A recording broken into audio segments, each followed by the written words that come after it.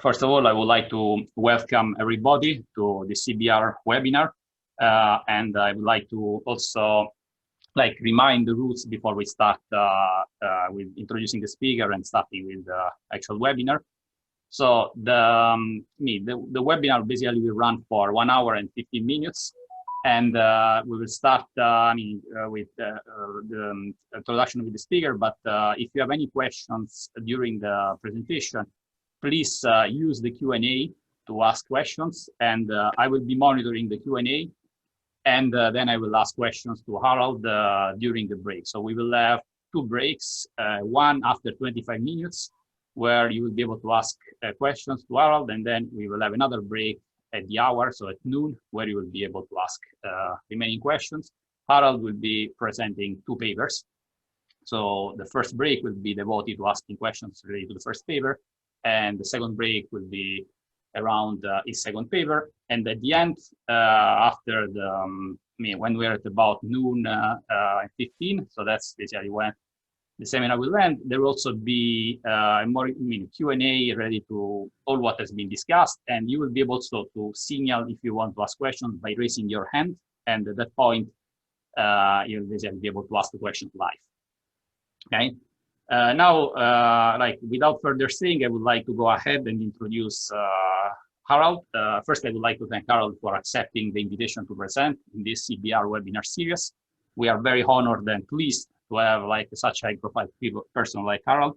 So just for the sake of the introduction, although Harald, I think, is probably well known and doesn't really need an introduction, I'd like to mention a few words about his position. He's currently the Bruce Allen and Barbara Ritzenle Professor in Economics and the College at the University of Chicago.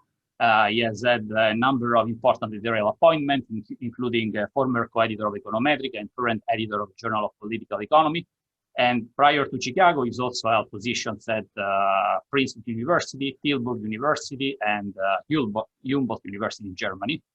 And he has made a number of important contributions in the general area of macro, including monetary economics, asset pricing, and financial crisis. And most recently has done very interesting work on cryptocurrency and central bank digital currency that he will be presenting today. Okay, without further say, I will leave the floor to Harald. And please, Harald, feel free to share the slides. Yeah, thank you. Thank you a lot, Agostino, and the organizers for the invitation. I'm really pleased to be here and to be able to speak. I hope my equipment will be fine. I mean, yesterday it was giving up on occasion, so if there's a problem, just please interrupt me. I hope it doesn't happen. So we'll see. Anyways, I'm going to present 2 papers. The first one is inspired essentially by the private digital currencies that have arisen in recent years, and you could think of the latest paper as being about either Bitcoin or maybe Libra or some version thereof. And so that's a paper that you're seeing right now here that's joined with Pierpaolo Benigno and Linda Schilling. And the second paper is on central bank digital currencies. And doesn't deal with the private cryptocurrencies, but it's sort of a way of thinking about the challenges that arise with central bank digital currencies. So I'm going to try to present both papers. I mean, that may be a little bit of a challenge. Agostino noticed in the run-up that close to 30. Yes. I heard some questions from the audience that your voice is a bit low. Can you try to raise it? I don't know whether there's something I can do. Is there anything I can do? Let's see here. I can hear you well, but I think people. Let me see whether there's anything I can do here on the audio settings. Let's see here, microphone. Volume, is this better? Yeah, I think this is great, at least on my side. Okay, so I cranked it up as high as possible on my end. So I hope this works. Okay. No, thanks for pointing this out. I mean, it's, if people can't understand me, that would be a shame. So, at least I have the slides to share, but, it can't be just that. Okay. So, good. And so the second paper will be about central bank digital currency, and a different paper. So I'm going to present this for the second half. And both share, though, well, one co-author, Linda Schilling, on both, And they also share that there are theory papers. So I don't have much to say about data. It's really theoretical perspective, trying to make sense out of some of the things that are going on. So let me, without further ado, let me head into this first paper here on cryptocurrencies, currency competition, the impossible trinity.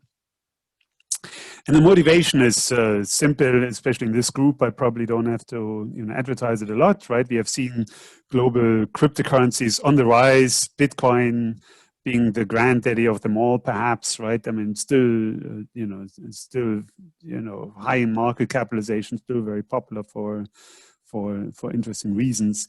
But recently, companies have gotten into the game too of crafting such cryptocurrencies that possibly could be used globally, right? I mean, Facebook's attempt to launch Libra is well known. I mean, I think the proposal is undergoing lots of changes due to lots of concerns. But the technology in many ways is not that hard. And if history has taught us anything, something that's easy to do technologically will eventually be done. So even if Facebook, I mean, I don't think of Facebook as the last entry here. So there could be a wave of more entries of that type. Probably other competitors are watching what's happening here, and so we'll see. So we try to think through these issues. There are lots of regulatory concerns that arise. I mean, I think the regulatory concerns are there with Bitcoin too, but I think the regulators probably thought, that's just something for people to play with, but they're out there, right? But Libra is a game changer. It's big, right? And that's why, it has received a lot more attention. And the monetary policy concerns too, right? And, so Stefan Ingves, who is the governor of the Swedish Riksbank at a conference, I remember him saying, so I'm just paraphrasing, that he said, Libra is a game changer, and central bankers said, I don't like it, but I have to do something about it. And so part of the answer is, central bank digital currency, which is the topic of the second paper, but the other part is also, thinking through the monetary policy considerations here. And they will be at the heart of this paper. The regulatory concerns, I don't have too much to say about. Okay. And it's going to be, really a theory paper. In fact, it's going to be a stripped down theory paper in which we literally think of, Libra, Bitcoin as money, right? And as money as like other monies, like dollar or the yen or the euro. And money, as we know from theory, has three classic functions. It's a medium of exchange, it's a store of value, and it's a unit of account. So this paper here is really about the medium of exchange function of money. I'm gonna explain how that enters our theory. So that's what I'm going to focus on. The claim here is that the global currencies change the landscape. With national currencies only, you only have they're not a medium of exchange in foreign country for practical purposes. I mean, occasionally you see dollarization in some other countries, but if you think about the developed countries, I mean, dollars aren't used much in Japan, the yen isn't used much in the United States, so can be pretty much ignored. And the exchange rates might fluctuate. But with a global currency, the global currency, if there's a global Libra coin, right, that's not tied to a particular currency, it's going to be the same in all countries. I mean, 1 unit of Bitcoin is 1 unit of Bitcoin in Japan as well in the United States. So the exchange rate of that by construction is unity. And these global currencies compete locally with the national currency, and that induces transnational currency competition. And that's what we're trying to think through here. And so the question is, what are the monetary policy implications of introducing global currencies? If you didn't have global currencies, it's certainly a topic that monetary theorists, international trade theorists have thought about in international finance people. And you get this classical result of the impossible trinity due to Mundell and Fleming. If there are free capital flows, you can't have both an independent monetary policy and a pegged exchange rate, right? Or you can have the two, but then you can't have free capital flows. So that's why it's a trinity here.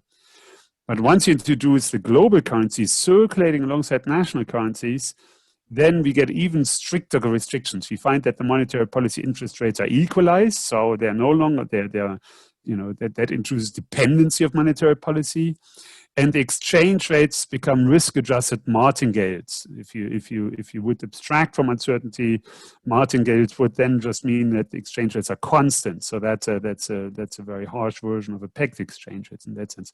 So you get both dependent monetary policy and apex exchange rates in that sense, and you can't get around this. We call this phenomenon crypto-enforced monetary policy synchronization, or CEMS.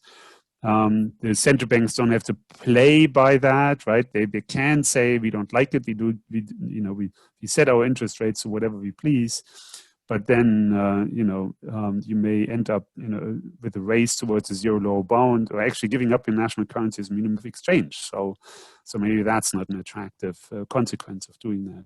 Additional restrictions arise if the global currency is asset-backed, as would be the case in the Libra. So the conclusion here really is that the imperceptible trinity becomes even less reconcilable. All right, so there's a literature. Let me skip that in the interest of time, and let me head directly to the model. So the model is really, it's stripped down as much as we possibly could. So we took a bunch of the models on monetary economics out there. And we thought, what is the key essence that all these models share that we can exploit, for the analysis at hand? So it's by the nature of the analysis, we can't investigate, certain implications. That would take a richer model. But on the plus side, we get implication that hold across many models. It's not tied to a specific model structure, and so we find that attractive. We have discrete time, infinite horizon here, 0, 1, 2, and so forth. There are 2 countries, and there's going to be 3 currencies. So home currency, foreign currency, global currency. If you want to put name on that, maybe think of home as a dollar, think of the foreign currency as yen, and think of the global currency as Libra or Bitcoin if you want, but Libra maybe, or version of Libra. Libra is originally intended, maybe really better, right? I mean, I know that the Libra project is now changing, but think of the original Libra, which really was meant as a global currency. Now, what's the key feature that we need in order to think about pricing these currencies and interest rates? We need these nominal stochastic discount factors. So there's going to be nominal stochastic discount factor in each country, nominal in terms of the national currency. And that's what we're exploiting. And then we're imposing free, or better, complete capital markets. And that's a particular relationship between the nominal stochastic discount factors and exchange rates. And once we are there, we are all set. The nominal interest rate that comes from the stochastic discount factor, we think of that as the nominal interest rate set by central banks. And in order for money to be held, we also need that money offers something else in interest rates, so it offers liquidity services. So that's a medium of exchange function that comes in here. All right, so let me talk about the nominal stochastic discount factors. So that's in many ways standard asset pricing. There's a nominal stochastic discount factor, MT+1, that discounts streams in dollars in the future, gives a dollar value today, and MT+1 star would discount streams in the future in yen and discounts them and makes them, yen values today. So so you have these asset pricing equations that are well known from asset pricing, right? So if you have a return that's denominated in the home currency, so dollar return on an asset, then you get this Lucas, Breeden, Rubinstein. I just call it Lucas asset pricing equation that says 1 should be the conditional expectation of the stochastic return discounted by the stochastic discount factor, and we get the same equation for returns in Japan using the stochastic discount factor, for Japan. And as a particular example, now we already can introduce our central banks because we can think about what has to be true for the nominal interest rates for one period safe bond in the home or the foreign country, and you're getting these equations here. So if you think of the left side as nominal interest rate as something that maybe the central bank sets or controls, it will have to be related to these to the expected stochastic discount factor on the right. That's just a consequence directly of the asset pricing equation up there. All right, so now we have to introduce exchange rates. My head always spins if I have to think about exchange rates here. But you can think of ST first, right? So ST is the price of how many dollars do you have to spend per yen, of the price of 1 unit of the foreign country in terms of the home currency. And then, of course, you can invert that, and that gives you the reverse, right? It gives you how many yen do you have to spend per dollar. You also have a global currency, so then, you're getting a bunch more exchange rates. We call them prices. because people talk about the Bitcoin price rather than the Bitcoin exchange rate, so we call them prices here. So that's a price of one global currency in terms of the home. So how many dollars per Libra, how many dollars per Bitcoin, likewise QT star. All right. So that's just notation. And now we're making this assumption about our free markets or complete markets. And that means that if you take a return that's denominated in dollars and then convert it using exchange rate to make it a return denominated in yen, it doesn't matter whether you discount this using that return and discount it using the yen denominated stochastic discount factor, or whether using the dollar denominated discount factor. So state by state, right, it means that the stochastic discount factors really are the same once you convert the currencies with the appropriate exchange rate. So that's a complete markets assumption, free capital markets assumption here. And that means, for example, that you can also price the dollar-denominated bond using the Japanese discount factor, or the yen-denominated discount factor, once you convert the exchange rate. And there's an interesting way of thinking about this using carry trades. In the interest of time, let me not go into this, but that's really what this is all about. Now, as a consequence, we get stochastic uncovered interest parity. I just want to highlight this here, but without going into detail how this follows. But if you take this, what you might call this tilted expectation. So some people call this the tilted expectation, right? Because you're changing, the weighting of the probabilities in some ways, and call this ET tilde, and take the expectation of the future exchange rate. What you're getting is the current exchange rate, but then modified by this change in the nominal interest rate. So that already works out right away from the structure that we have, even though we really haven't assumed much. We only have assumed that there are these stochastic discount factors and that we have these complete markets. All right, so now I have to finally talk about the liquidity services and that money works as a medium of exchange. Money doesn't offer a nominal interest rate, right? And so if you hold a dollar, right, what's the return on a dollar? The nominal return on a dollar is just 1, right? It's not positive. And so if nominal interest rates are positive right now, they hardly are. I mean, I understand that, but in principle, we tend to think of nominal interest rates as positive. Then currency have to offer something that makes it interesting for holding them, and these are the liquidity services that arise from money being a medium of exchange. And if you think through that logic, if you think through the logic of many models, what this really means is that the dollar has to be worth, the current people are willing to hold the dollar because it offers at least the right-hand side. What's the right-hand side? The right-hand side are the liquidity services today, plus the expected discounted value tomorrow. So one option why you might want to hold the dollar is because you're getting the liquidity service because you can use it as medium of exchange, and you hold the dollar for a period. That gives you the right-hand side. The dollar could potentially be more valuable for some other reasons, so that's why this is an inequality. Now, we are assuming that the global currency and the home currencies are perfect substitutes. In the appendix of the paper, we go into investigating what happens if they aren't perfect substitutes. But that means that one unit of the global currency provides LTQT units of liquidity services, right? So if you have one unit of the global currency, you calculate how many dollars there are, and that gives you now the units of liquidity services. And you're totally indifferent between the two. You could give this up, but that would just modify the results, make them more complicated. The perfect substitution case gives us the starkest results, and maybe we can talk about this.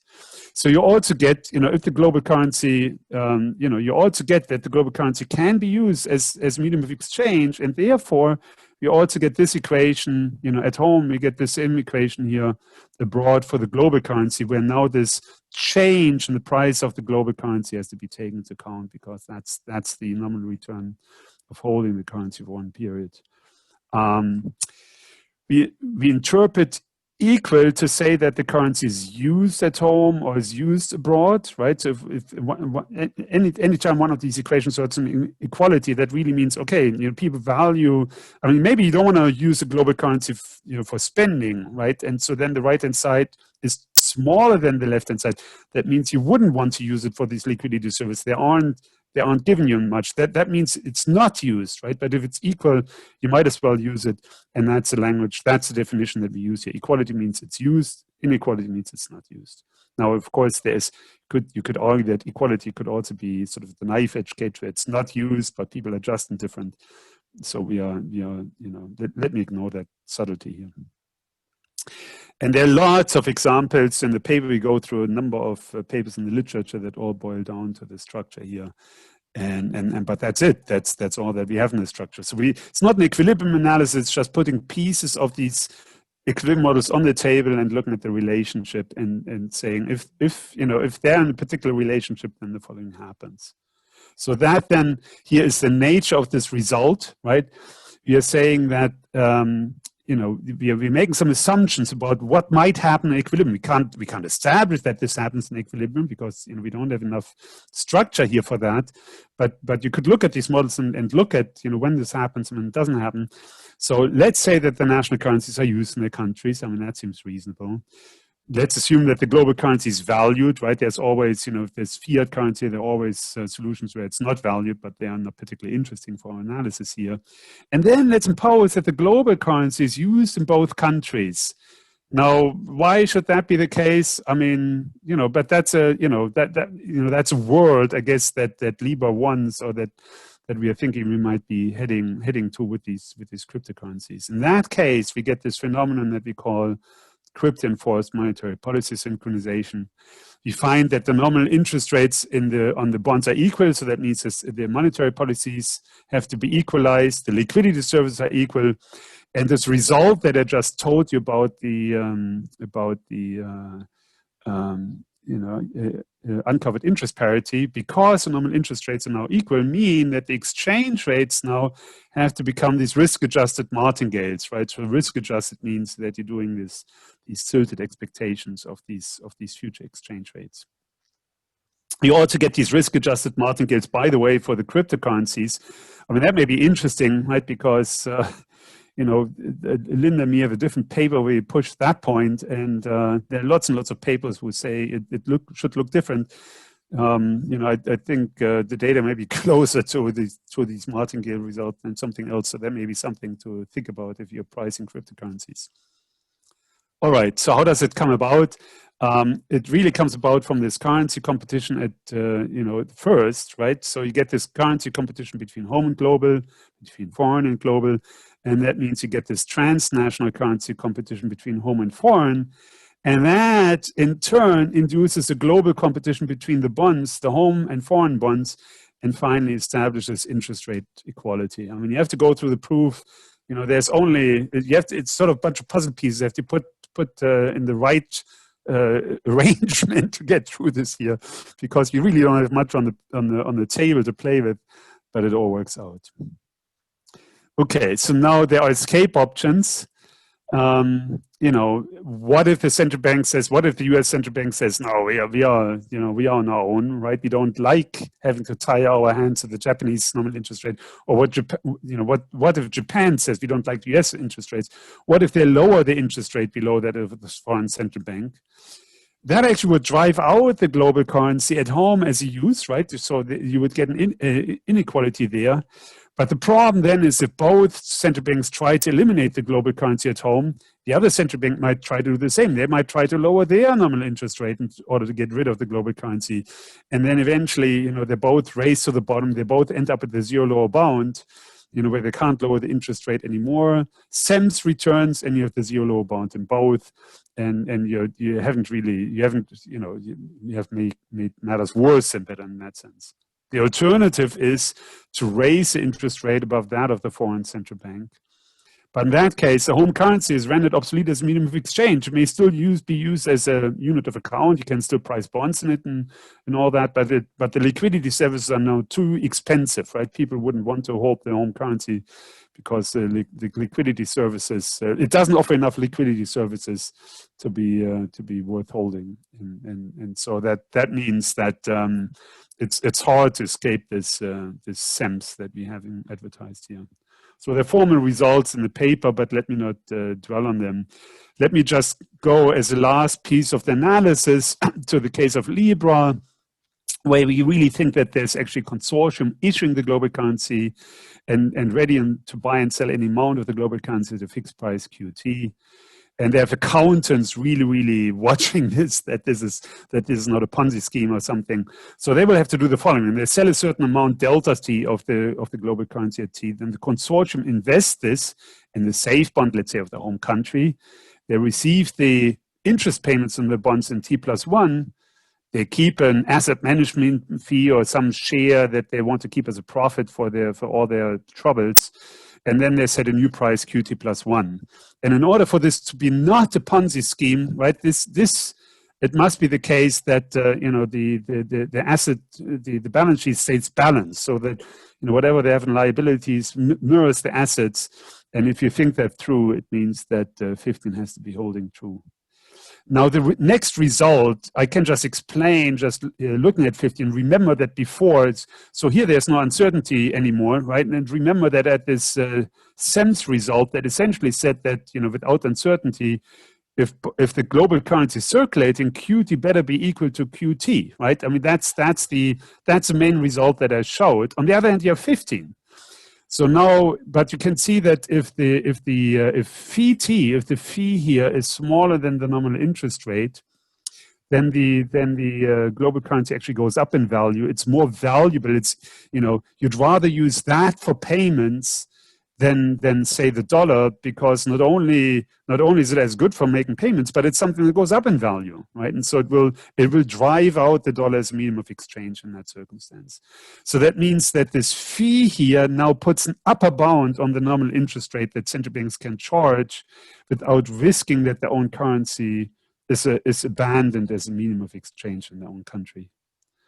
There's a formal statement of that in the paper, but let me not get into this. So if the global currency is asset-backed as described, then the home central bank cannot raise its interest rate beyond the management fee without abandoning its own currency. Low management fees therefore imply low interest rates. If the home currency remains in use, central banks are forced to stick to a narrow range just above the zero low bound. And we even have a stronger result that if the fees are a portion of interest payments, you even get to the point where the nominal interest rates have to be zero. So you can see how these results about crypto enforced monetary policy synchronization, about this tight bound on interest rates, will start make central banks perhaps break out in a little bit of sweat from the competition that these global cryptocurrencies enforce. So that's really the conclusion. What are the monetary policy implications of introducing global currencies? You get this new crypto enforced monetary policy synchronization, that if the global currency is circulating alongside the national currency, the monetary policy interest rates are equalized and exchange rates are risk-adjusted martingales. Let me just make a final word on that slide here, though. We can't say anything about welfare, right? Because we have this minimal structure. We just put these stochastic discount factors on the table. So we're not saying this is good or this is bad, right? I mean, there's no statement here. In fact, if you think about it, there's a large literature out there that says nominal interest rates near zero are optimal, right? That's often called the Friedman rule. So you could argue that perhaps this competition from global currencies forces central banks to be more effective and get closer to the Friedman rule. That would be one perspective. The other perspective is that we have been at the zero low bound for a long time, and it's given us all kinds of headaches, and central banks don't like to be constrained. So, I let you be the judge of whether you like that result or not in terms of welfare implications. But we don't have. I don't want to make a statement that that's a good or a bad outcome. So that's it. That's the first paper. Thank you. Perfect. Thank you, Harald. We have a couple of questions from the audience. I think we have a question from Dion Bongertz. Dion, I will unmute you so that you can ask the question directly. Mm-hmm. Yeah, please go ahead. Okay, thank you. I was wondering whether if you have such a world currency, whether you get more volatile product prices in order to restore trade balances. Where they get more, sorry, what? Volatile product prices. So if I want to buy bread, that today it's €1 and tomorrow it's €2 and the day after it's €0.5. Yeah, that's an interesting question, and but remember, we are here we have just focused on the mean of exchange. So it's entirely possible that the pricing is still done all in, I mean, even if the national currencies are abandoned, right? You could imagine a world where all the prices are, in dollars and all the prices are in yen, but then when you make the payment, you're using Libra, right? And so now there are, there's literature examining why price might be volatile or sticky. So we have nothing to say on that, at least not on this level, right? I mean, it's possible that for some reason, if the stickiness comes from, I don't know, some stickiness in the currency that you pay with, you could imagine the dollar price being volatile. But it's an interesting question. I mean, I totally agree. It's an interesting question. What will happen to pricing decisions by firms? And I'm doing actually currently some other research, thinking about these pricing decisions. But that's not part of this paper. It's an interesting question, right? But maybe as a slight detour, my understanding of the Turkish dollarization phase, maybe 20 years ago or so, was that, for example, many items were still priced in Turkish lira, except when you made the payments, you would, they were priced in US dollars. So if you, for example, wages were expressed in US dollars and rental payments were expressed in US dollars, but then you always use the Turkish lira for payments, right? And so the dollar price was fairly stable, but how much Turkish lira you had to use was maybe quite volatile. I don't know whether that helps. Okay, thank you. Thanks. Thank you, Harald. There is another question also from Bruno. Linda has already provided an answer, but I will let Bruno ask, and maybe Harald can provide a different perspective. Sorry. Hi, Bruno, you're muted. Okay, there you are. Okay. Hey, hello, Harald. It's Hi, Bruno. Very nice. A beautiful framework. This is nice. So but I think Linda already answered, but it's really the fact that the currency is global that really matters, not the fact that it's crypto. Yeah, you're right. And whatever answer Linda gave is surely the correct answer. So no, but that's right. It's the fact that it's global that matters here. And you could argue that gold is a global currency, or some might even argue that the dollar is a global currency. I mean, there are other things that we might think of being global currencies. But the cryptocurrencies to us is really a game changer, and that's what I tried to indicate with this quote by the Swedish Riksbank president. Because so easy to distribute, right? I mean, if I want to carry gold around, that's really hard, right? I mean, we don't see many people making really payments in gold. With cryptocurrency, I mean, that's actually done, right? And it's an easy technology to introduce. So that's why it's a game changer. And even the US dollar, for payment purposes, I mean, not in the, for all kinds of reasons, it's just not done as much. So that's why we think it's about cryptocurrencies ultimately. Yeah. But it's true. It's global currency. That's really all that matters here. Yeah. Thanks. Thank you, Bruno. I have a question myself, Harald. So you work under the assumption of an arbitrage-free complete market model. Mm-hmm. You also make the assumption that this is frictionless.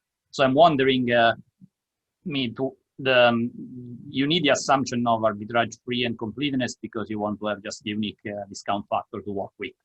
Essentially, yes, right. I'm thinking if you relax the frictionless assumption, do you know what would happen to your results? Like if you assume for transaction cost paid when you convert from domestic or foreign to the global currency, for example. Yeah, I mean that's a good question. I mean, one would have to sort of dig deeper and probably write down a more formal structure.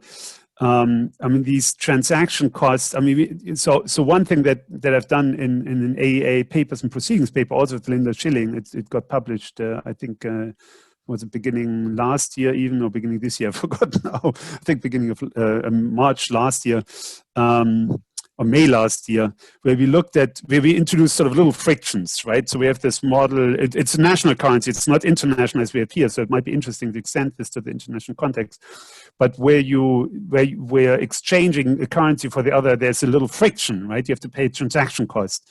And if you pay for goods, you know, there's a little friction. There's also transaction costs, and actually they have a whole range of goods, and the transaction costs might differ. For example, it's probably much easier to buy, you know, certain goods with dollars than bitcoins, but you can also imagine certain goods that are easier to buy with bitcoins than dollars, right? And so we try to model that by introducing these good-specific transaction costs, and then it becomes interesting. Then the result enriches. You no longer get this martingale result for the currency, right? The currency can drift slightly up or can drift slightly down depending on these transaction costs. And you can also argue which goods are paid for with one currency and which ones are paid for others. So it's giving up this perfect competition. And, you know, at some point we tried in the appendix to look at this less perfect competition between the currencies in the appendix of this paper, but it's a very short appendix. So that would be something interesting to fully do. And I guess at that point you automatically get, you know, non-equality of stochastic discount factors, because, you know, whenever you discount something, you have to take these transaction costs into account. So that would be one way to go. I'm sure there are other ways to go too. Perfect. Thank you, Harald. I think we are perfect on time. You can go ahead with the second paper. Okay. With the second, I think there is another question from Maria Martinez Peria. Let me unmute you so that you can ask the question. Maria, please go ahead. Yes, hi. I guess I had two questions. One is, what would be the changes in the model that you would assume if at some point this global currency were not backed, right? In the same way that the dollar at some point was pegged to gold, and then they decided to sort of change that, right? So what would be the implication as global adoption takes hold and people feel comfortable using Libra, let's say? One could foresee a situation where they might stop providing a backing and simply run some sort of monetary policy of their own, right? So what changes would you observe in your model? And the other, I guess, in the framework that you have, what do you see as the implications for capital flows and capital flow volatility? Yeah. So I mean, good questions. Thanks. So, and also saw that Kosa John seems to have a question. He kept raising his finger, so maybe he wants to say something too. I don't know, but let me answer the question. Yeah. So first, I mean, the first 2/3 of the paper, we're not assuming anything about the global currency being asset backed or not. You know, it might be, it can be, but it might be a fiat currency. Like Bitcoin, right? Bitcoin is intrinsically valueless, but so is the US dollar and so is the yen, right? I mean, they're fiat currencies. They just circulate because people trust them, that you can use them as a medium of exchange. And then you get these martingale results out, right? I mean, that's what you're arguing. That's actually the Carrick and Wallace result. It returned, right? I mean, so currencies can have no intrinsic value and nonetheless be having a positive value because you can pay for that with stuff. And why can you use them to pay for stuff? Well, because the next person is willing to accept it, because they can also use it to pay for things, right? And so you can have, I mean, as we know, right, we can have fiat currencies, and as you pointed out, with US dollar, right, the US dollar went away from the gold standard. That didn't mean a collapse in the value of the dollar, and the dollar is still perfectly fine for using as a medium of exchange. So I agree. As long as the Libra consortium, the way we model it here, backs it, 1-for-1 with assets, it will tie down the price. It will be committed to this price, right? And you get a fixed exchange rate. But they could at some point, in principle, or something, Bitcoin is an example of this, just say, no, we don't have asset backing, and then the price is up to the market. It's up to what people think about it. And then you just have this martingale, right? It could be valued at zero. That's an equilibrium, but it could also have a positive value because it's used as a medium of exchange. So nothing here says that these currencies have to be asset backed, but if they're not asset backed, you get these martingale results. You don't get the fixed exchange rates. Now, as for capital flows, that would require more structure. I mean, that's an interesting question. I think, but I think the moment we have these stochastic discount factors equalized, right? I mean, we already assume, right, that capital markets are complete. So whether you introduce this global currency or not, in principle, wouldn't necessarily change the equilibrium in that sense, right? Now, of course, you can say, okay, if the consortium lives in the United States, makes its profits there, but people use it in Japan, you know, that creates a source of seigniorage, and that we would have to take into account. But it's not necessarily the case. I mean, you know, I don't know. It would require a richer model, but I'm speculating here that it wouldn't have much of an effect on the overall equilibrium, because we're already starting from a world with free capital markets. Thank you, Harald and Jose. So I have a quick question, Harald. Just wanted to know the extent of arbitraging the Libra that you're allowing. For example, can investors do it in unlimited ways? Can the central bank arbitrage the Libra? That is the US central bank and the Japanese central bank. I don't know whether you already answered these questions. Yeah, no, I mean, let me just quickly, I don't know, let me not share the screen again. But yeah, I mean, it's, you know, we assume that this consortium stands ready to trade any arbitrary amount, right? And because you have this, you know, this equation that relates the future price that they're setting to the current price, and the future price has to be just the current price plus the interest rate minus the management fee, essentially, right? I mean, that's, so if they do that, right, then no matter how much people trade, right, they can hold their balance sheets. They will not run out of funds. They can always satisfy these trades. And so you don't need to restrict the central banks themselves from trying. No. Yeah, we don't restrict the central banks themselves. So the central banks could go ahead and buy huge amounts of that and then retire them the next period. You know, it's you know, are there some strategies involving simultaneously the monetary policies that would be adapted, taking into account central bank arbitrage strategies? Or I mean, I mean, if you think of the nominal interest rate as being set by central banks, right? It sort of, you know, it kind of. So, I mean, the central bank has already control over the nominal interest rate. So then, in that sense, if the fee is set by the Libra consortium, right? I mean, they're kind of, that way they're kind of controlling what happens to the Libra price over time, the way it's written down. That all of this is equilibration would take care of it. Yeah. Yeah, and but. You know, I want to put actually the answer in a slightly different way, right? If it turns out that the Libra, as formulated here, would rise in value and thereby drive out the national currencies, right? The central banks would have no choice but to do this arbitrage, right? Because nobody wanted to use US dollars anymore. And so they would all come and try to get rid of the US dollars and buy Libra, right? And the central banks want to keep the nominal interest rates. Usually they want to keep inflation fixed. They want to have a target in mind for the nominal interest rate, right? I mean, that's what the Taylor rule is all about. So they have no choice but to retire all these dollars and issue bonds instead, and essentially, effectively buy up Libra, right? I mean, so rather than central banks here being an active player trying to do this, I mean, it's true. There's a flip side to this too, right? You could also say maybe they can exploit this to steer things a little bit. But it may well be that they become the passive participants in this, where people just retire the national currencies, where the stock of money in circulation, the cash in circulation, is just declining because people use Libra instead. We're seeing this to some degree with credit cards already and other means of payments, right? And this would be sort of the mother of it all in some ways, right? So. Thank you. Very interesting paper, Harald. Thank you. Thanks. Okay, so let us move on with the second one. We are slightly behind schedule, but that's all right. I certainly appreciate all the questions. I think it's good to go after them. So I thank you so much. So this is a paper on central bank digital currency when price and central bank collide.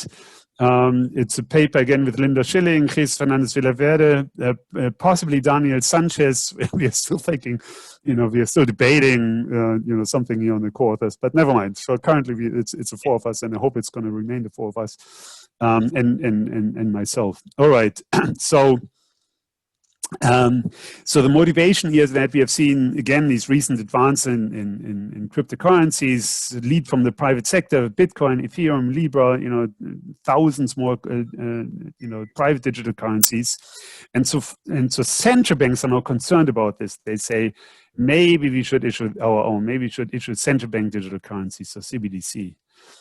And now, there are the various ways of doing this. We think of a CBDC as sort of account-based, right? You have access to the balance sheet of the central bank, and that's sort of one way of doing this. right? That when you pay, it's really as if you effectively had a checking account with the central bank and just doing transaction using that checking account at the central bank, right? It's not, I mean, now when I go to a store and pay with the US dollar, right? I just take my note out and pay with that. But now it would be something like a card or something. And so then the card would have to, I mean, I guess it would have to call up some central service and say, okay, let's transfer some dollars from my account to Agostino's account, right? And so it's sort of like a checking account. And that's sort of a model that we have, and it's often advertised this way too, because it says that many people right now don't really have bank accounts, have trouble getting bank accounts, and would sort of introduce banking services maybe to a large share of the population that currently is disintermediated, and so that's a good thing, you know, and that truly is a good thing. But of course, once you think about the CBDC accounts as akin to deposit accounts, you know, you have to go to the next step and immediately think about, you know, all the issues that arise from deposit accounts in private banking. You have to think about financial intermediation. Should there be maturity transformation? Could there even be such a thing as a run on a central bank? Now, I agree that a run on a central bank sounds a little crazy, right? I mean, how can there possibly be a run on a central bank, right? Because the central bank can just print that stuff. But that's going to be, I'm going to show you that this may be actually a serious concern here. All right, so this paper is arguing that, that the central bank, once you have these CBDC accounts, faces competing objectives. You know, one is financial intermediation, and that just comes from, you know, once they're kind of like deposit accounts where people have to withdraw early or late and sort of this diamondific world. You know, the central bank wants to do optimal risk sharing between the times when you withdraw, and then the central bank has to engage in financial intermediation if they want to do this optimal. So optimal risk sharing, you know, if they want to do something good for their you know, holders of that money, the optimal risk sharing arises as an objective. And but maturity transformation then also gives rise as a standard, you know, private banking issue, proneness to runs. And we have to, you know, the runs here take a different form. They manifest themselves differently, but it's there. The phenomenon is there and lurks in the background. And I think that's been overlooked. And so this paper here tries to stress that this is something to keep in mind. And it comes about because the central bank also has a concern about price stability. The price stability concerns we just impose exogenously in this paper. We don't say where they're coming from, but there's a huge literature why price stability is very much in the minds of central banks. And certainly if you ask central bankers what they care about, it's all about inflation stabilization, inflation targeting. So I think we don't, you know, I think it's good to impose this in the paper. All right.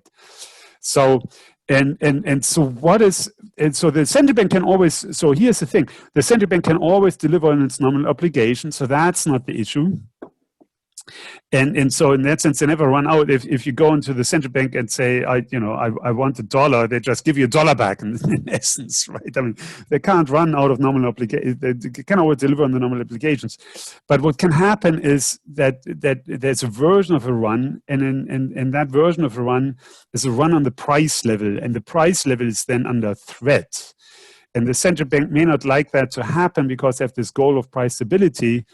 And then that's the, you know, that's where the run possibility happens. So what we're finding is what we call a central bank digital currency trilemma. We get this conflict between run-proof contracts, between price stability and optimal risk sharing. And so, you know, you can connect always 2 points here, right? But then the last one is open. You know, you can't have that, for example, and that's what these 3 triangles here are meant to indicate. Okay, so let me, so the trilemma means the central bank can implement the social optimum, deter runs even by threatening inflation, but then, in their sub-games where, inflation happens. And so maybe they can't commit to this, right? Maybe they can't commit to threatening inflation. And if they're committed to keeping prices stable no matter what, then if inefficiencies arise, runs can happen. So that's the idea. All right, so let me head into, so there's literature again. Let me skip this in the interest of time with all due apologies. And let me just head in the model right away. So there's a real side to it, and the real side is familiar. It's just a standard diamond Dybvig environment. And then we layer over a nominal side, but the nominal side, as you're going to see, is just a VL, right? And so, you know, it's just because of this price stability concerns that it interacts even at all with the real side, and that's where it's coming from.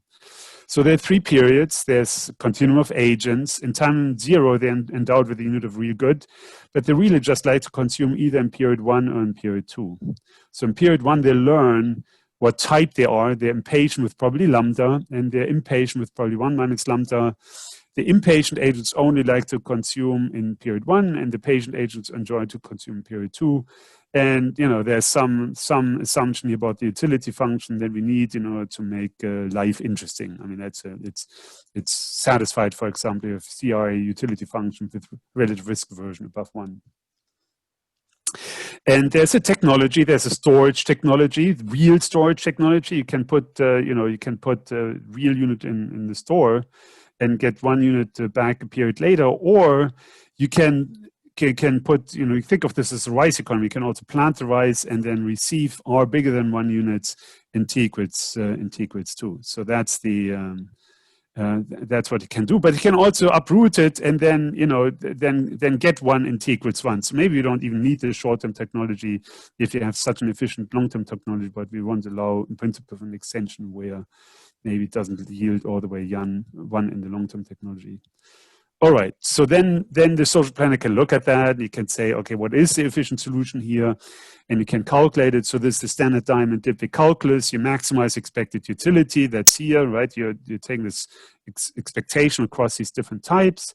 And you have a budget constraint. You're thinking of how much, how much should you invest in the short-term technology that's here, and how much should you invest in the long-term technology, and that's here. And so that's your current budget constraint. And then out of that, you get a unique solution where you equalize essentially marginal utilities, after adjusting for this rate of return on the long-term technology. And under this assumption here, we can show that the x1 star is bigger than 1, and that's what we want to impose because that makes life interesting. It means that in essence, the short-term guys get a bit more out in period 1 than they give up in period 1, given, so this banking is better for them than storing, right? Because they're getting, if you store, you only get 1 unit out for 1 unit that you put in. But if you bank and you're short-term guy, you're getting x1 star units out, and that makes it attractive to banking. But that's precisely also what gives rise to this run problem that we see in diamond Dybvig. Okay, so now we layer over this nominal contracting. And we have to formulate what we mean by what the central bank can do. We don't have private banks here. You could think about what happens with competition for private banks. So now we just imagine all the banking is done by the central bank now, because everybody is just holding their deposit accounts via the CBDCs at the central banks effectively. So you can also think of this as one big bank here.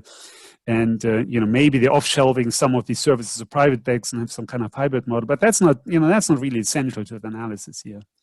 And so what they do is the central bank chooses 2 things. It chooses M, and it chooses a function I. So I have to, that's a nominal interest rate function. So I'm going to explain what they are, right?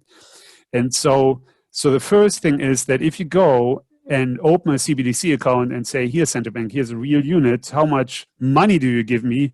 The central bank says, okay, I give you M units of cash per unit of good. If you give me half a unit of good, you can just get M half and so forth. So M in essence is the number of units of cash that you're getting. You're not really using this in period 0, of course. You're using this in 1. So really it's the central bank saying in period 1, let me see, I have to just switch off this funky phone call here. In period 1, you're having M units of money. The key thing here, we don't allow this to be state contingent, right? I mean, if you put $1 in your pocket, it's $1 tomorrow, right? No matter what happens in the world. You look at it, it still says $10 on it, and we maintain that here. And that's, that's somewhat crucial. But between period 1 and period 2, the central bank can now offer a nominal interest rate on your CBDC account, as a private bank would also do. So they're offering a nominal interest rate, and we allow this nominal interest rate to be state contingent and depend on this N here. What's N? N is the endogenous fraction of agents that decides to spend at t equals 1. Now, presumably all the impatient guys are going to spend their money, but the patient guys might also decide to spend their money. So there may be some impatient types that also spend. So N could be any number between, any fraction between lambda, which is just impatient guys, and 1, which means the entire population. And the central bank, of course, observes this because they are, they're seeing how many people are doing transactions using the CBDC account. So that's what we're allowing here, that in equilibrium, the central bank is saying, okay, if you see more people spending, we pay you a higher nominal interest rate or lower nominal interest rate, once you arrive in t equals 2 and want to spend there. So these are the two pieces. These are the two pieces here of monetary policy. So then how does it unfold? In t equals 0, everybody invests, everybody gives it to the central bank. We assume this, so maybe the private agents are inefficient in operating these technologies. Maybe that's a better assumption. The central bank then observes the fraction of agents that wish to spend this money M. They liquidate then a certain fraction. So that's a last bit here. So the policy, I'm going to make that clear. So that's also part of the central bank policy. The central bank does all the investing. So now in period 1, they have to decide how much of our long-term stuff are we selling to the agents that are shopping. And that we also allow this to happen to depend on the queue of agents that are spending here. So that's the other piece of so that's a third piece of the policy. So policy is really this function y of n, I of n, and m, right? So that's policy. I'm going to make that, I'm going to state that on the next slide. And then they sell these goods to spending agents, marketing price P1. They collect the remainder of the long-term investment. I mean, maybe there should be y of n here because it's depending on n in period 2, and they sell these goods to spending agents at market claim price P2. Okay. So that's it. That's the model. And it's already clear right away that they can implement the social planning solution. So the central bank policy is this triple here, right? It contains M and Y and I, as I mentioned, right? M and Y and I are these functions, depends on the fraction of people that are spending. All right. And it's already clear that the central bank can, the central bank can implement the social optimum. Let me jump to this slide first before returning. How do they do this? Well, what's the social optimum? The social optimum is if all the short-term guys get X1 star, and so the central bank has to liquidate in period. If they always liquidate in the second period Y star, which is just lambda times X1 star, they have exactly the right number of goods so that they can satisfy all the impatient guys, in case only the impatient guys go shopping. And if they stick to this Y star, if they stubbornly stick to this Y star, then then if more people come and go shopping, then everybody gets even less than X1 star, and that would lessen the incentive of long-term guys to even come in period 1, right? And so if they stubbornly stick to always only liquidate Y star, they can implement the social optimum. The result is actually a little bit more general, right? I mean, you can have something where the Y even rises slightly as a function of n, but as long as it doesn't rise too much, and as long as you ensure that no matter how many people withdraw, you always have X1n smaller than X2n, it's always optimal for the impatient guys to stick around and to only withdraw in period 2. So you could say, hooray, right? It's all good. But why is this a problem? It's a problem because you can look off equilibrium. So for that, let me return you briefly to a previous slide that I just skipped. You're having all these nominal things, and so you can calculate prices and all of this. And the prices, the prices are here, right? If you think about market clearing in period 1, let me just look at this one here, at this equation for a moment. You're seeing all the people that are spending, right? This is the fraction of the population that is spending in period 1. How much are they spending? We are assuming that they're either spending it all or not spending nothing. So they're spending their entire CBDC balance. And how much real goods does the central bank put on the table? They're putting YN goods on the table, right? So imagine that that's just constant to Y star, the social optimum that I just highlighted, right?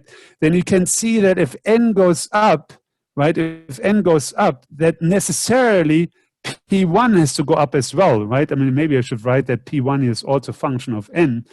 So off equilibrium, should it be the case that more agents start spending than the central bank would want, if more than just the impatient agents spend, then it has as a consequence, with the stubborn policy of the central bank, it has a consequence that the price level goes up as well. And that's, so now there are, if you impose now exogenous price level consideration for the central bank, if the central bank doesn't like the price level to go up under any circumstances, it can't commit itself in this off equilibrium path, in the sub game, to say we're gonna let prices rip, right? If N goes up, we're still sticking to this Y star. We realize price go up, but we don't care. No, we know central banks care. We know central banks want to keep prices stable, and that puts a conundrum for the central bank on the table. So let me pose then these exogenous price stability objectives here, and there are two ways of doing that. I'm going to show you the picture of how that then all materializes. So one is, particularly price nutty central banks, if you like, right? So think of that as a version of the Bundesbank, perhaps. They want to keep, no matter what subgame you're in, they want to keep the price P1 stable at some level P bar, no matter what happens within, right? So that's inconsistent with this Y star liquidation policy that I just showed you. They're just insisting, no matter how many people start spending, we always want to get the same price level. So imagine that, right? I mean, that's an extreme price stability objective. Again, there's nothing in the model here that tells you why a central bank should have that, but it's, there's a large literature why we think that central banks like prices stable. So we're just imposing this here as an exogenous force. And then what you're seeing is this picture here, right? You're getting the fraction of people that are withdrawing. We know it's always spending that's always larger than lambda, and we know that in order to keep the prices stable, the liquidation policy that then emerged from that has to be linear, right? Why does it have to be linear?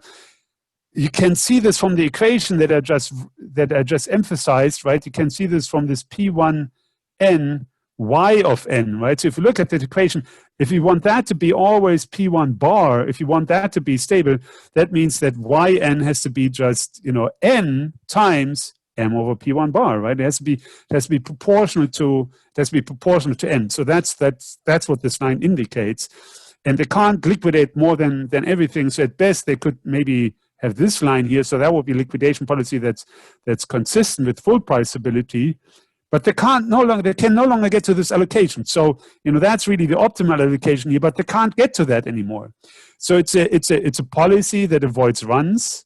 It's a policy that has full price stability, but it doesn't get you the social optimum anymore. So that's one point on this triangle here. You get run stability, you get price stability, but you don't get the social optimum anymore. Okay, so maybe the central bank says, well, that's a little bit too much. Let's just be a little, little generous on the price stability goal. And I already indicated this here with this label, maybe that shouldn't be on the slide here.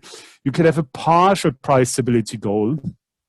And in the partial price stability goal, you're saying you're trying to hang on to this price level P bar in these off equilibrium paths, right? You're committed to that until you get to the point where you just can't do anything anymore. So if you run out of goods, right? If you've liquidated, you're trying to liquidate, when more people come and buy, you're saying, okay, we service those demands in order to keep the price level stable. If more people want to buy, fine, we just liquidate more goods, one for one.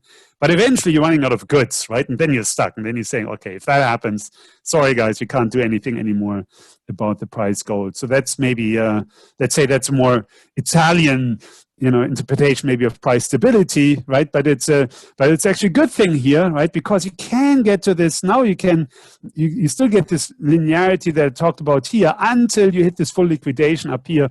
At that point, you just fully liquidated. And here, that's a region where, prices are no longer stable. And the prices will change, but but that's fine. You can't do anything about it here, right?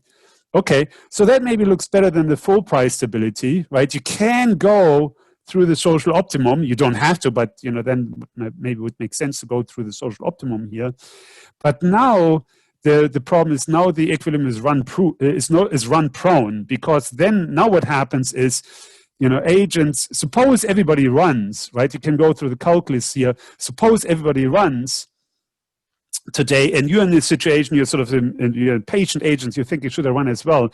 You realize that if everybody runs, the central bank is going to liquidate everything, and then there's nothing left in period 2. So if you go to period 2 and try to spend your remaining money, the central bank says, sorry, we liquidated everything last period, and realizing that you also want to run. So now you have the social optimum here, right? So that's good, but you now also have this run equilibrium up here that you can no longer avoid.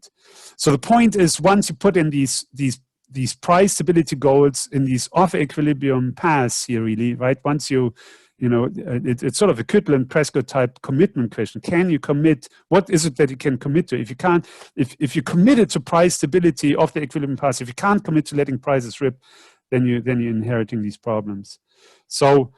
So let me conclude here, right? So what I've shown you in a nominal banking model for central bank and its CBDC, and it's really, you can also say it's just simply putting the central bank and having run at all its bank accounts. The central bank can always deliver on its nominal obligations, but runs can still happen. You get this, central bank digital currency trilemma, as we call it. You could implement the social optimum X1 star, but that requires a threat of letting prices rip. If more people than just the impatient guys come, and that threat may not be credible, right? People might think, no, you're a central bank. Come on, you're not going to do this, right? There's no way you're going to let prices rip if more people, want to spend money than that you anticipated. We know you're going to keep prices stable. So we know you have some price stability objective in mind. And if that's the case, if agents believe that you have either this full price stability or partial price stability objective in mind, then under the full price stability objective, fine, you can still avoid the run. But now you can no longer get X1 star bigger than 1. You get X1 smaller than 1. So that's no longer social optimum.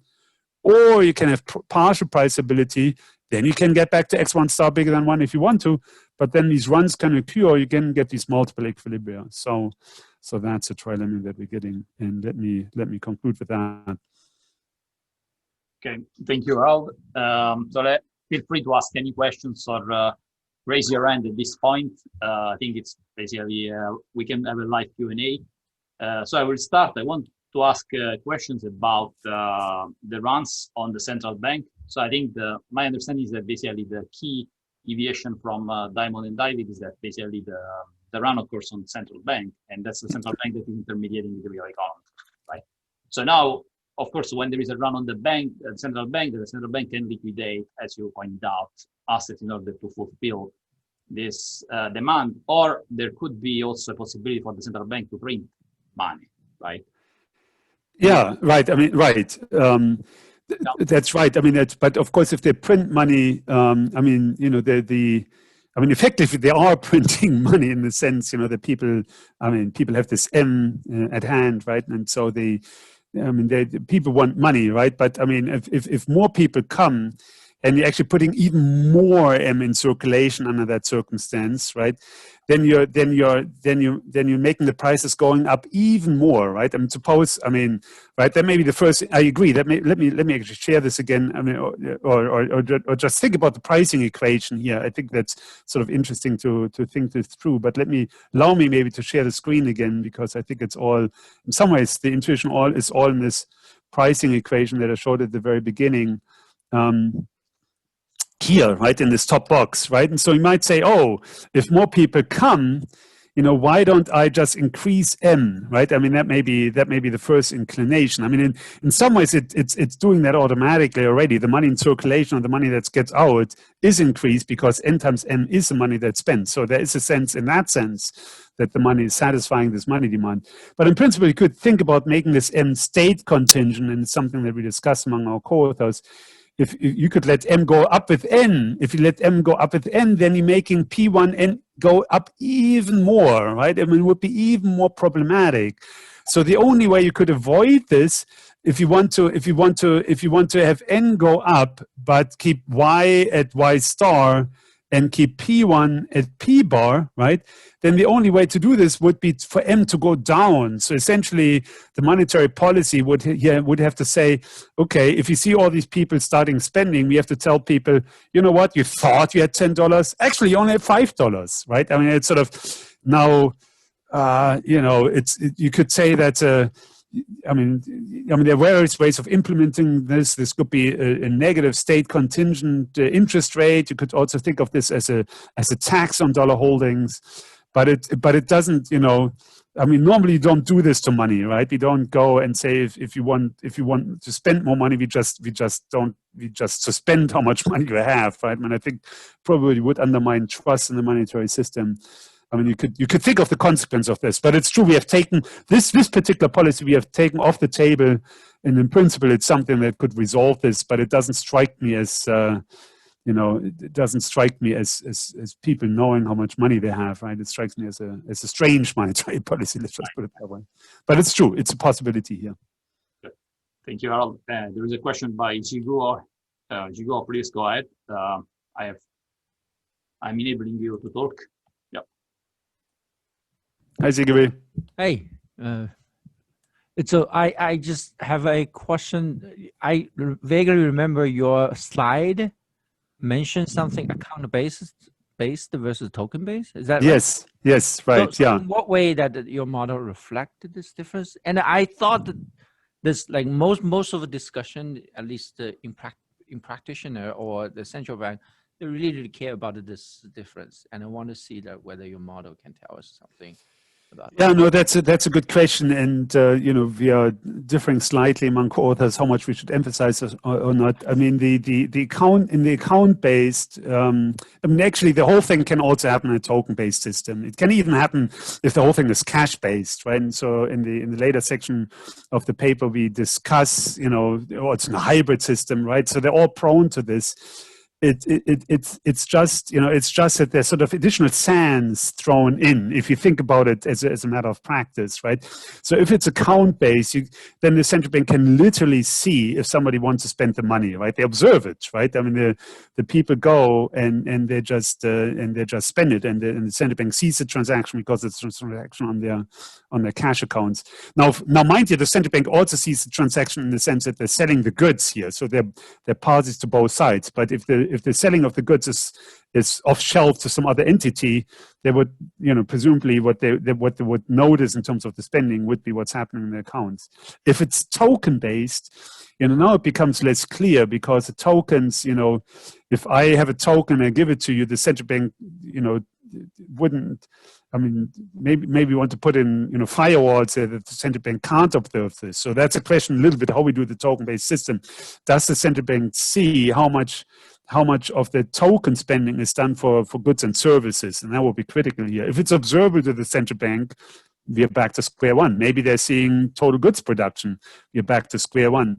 So if you're in a token-based system, many of these issues come back, but the observability is a little trickier. I mean, that's how I want to sort of frame the argument here. But you're right. In some ways, the distinction between token-based and account-based is not that clear. Even, you know, between, you know, pure CBDC as we have here in a synthetic CBDC, where you have all this done via banking system, is not, you know, it's not. It's a question of degree rather than you know, one or the other.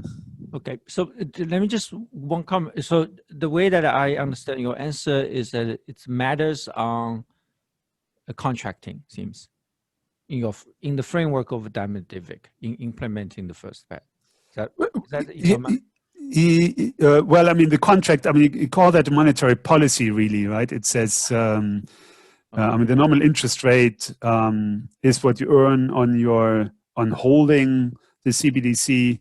And if it's not account-based, then presumably people would, if it's token-based, people would bring them to private banks, maybe earn interest there. The central bank would interact with these private banks in order so that these private banks could offer that nominal interest rate. But it's true with the nominal interest rate, you know, if it's account-based, you know, it's easier to pay the nominal interest rate. I mean, that's sort of another technicality. If it's token-based, you know, I mean, you can do this too electronically, right? I mean, you know, you could, you know, change how many tokens you have next period based on state contingent things. It's a little bit more complicated. It's not technically impossible. It's just a little bit more daunting. If it's account based, you know, it's your account. You just say what the nominal interest rate are. Indeed, if you look at this full price stability thing, it's a result that it didn't emphasize. If you want full price stability throughout, you may be forced to pay a negative nominal interest rate in the second period. And in an account-based system, you know, that seems easy to do. In a token-based system, maybe that's harder to do. But it's not impossible. It's not impossible, right? And so anything that you can do in an account-based system, at least as far as this paper is concerned, you can also do in a token-based system. It just requires a little bit more thought in terms of the practical implementation. So that would be, I think that's a short answer. But we don't have a, you know, it's an interesting issue, but we don't have a full analysis of this. Okay, thanks. We just didn't want to get tripped up about on the issue of, oh, how would you do this in a token-based system? So that's why we're saying, let's think of an account-based system. And then it's very clear what the central bank does here. Okay, thank you, Harald. Are there any other questions from the audience? Please feel free to write on the Q&A or raise your hand and you will be able to ask directly. Yeah. Okay, it looks like basically, yeah, I think all questions have been answered. So what I would like to do now is to thank Harald again for delivering a very interesting webinar on two super interesting papers. And I would like also to remind the audience about like forthcoming events of CBER. So as you know, many committee members, all steering committee members have expressed an interest in adding a second monthly webinar series, but this series is basically centered around the theme instead of having a presentation of a single paper or a couple of papers like Harald did. And it's typically running on the third Thursday of each month. So then the next webinar will basically be hosted by Fahad Saleh, who is one of the members of our steering committee, and he will send the webinar will be centered around blockchain for supply chains, and there will be a couple of papers presented around this theme. And then we will have our regular webinar with a single speaker on November 5 by Jerry Tsoutsaglas, who will host Emiliano Pagnotta. And with this, I think I would like to close the webinar and thank again Harald for agreeing to speak, and also thank for all the participants and yeah, for being proactive and entertaining. Thank you for having me, and thanks for all the questions. Really, really awesome.